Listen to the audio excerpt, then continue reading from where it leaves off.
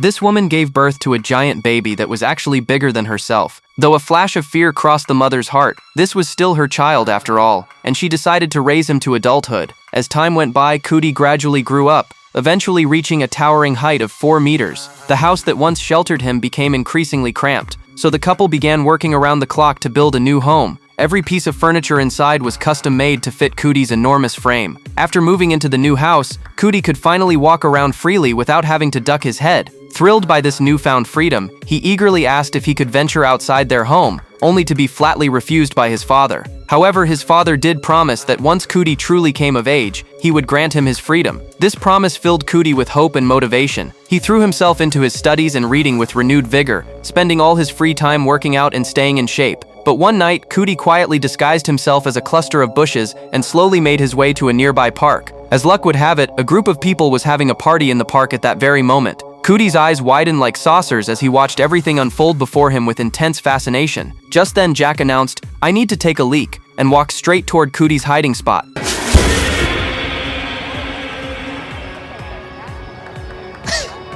Hey, yo. That's it. All right.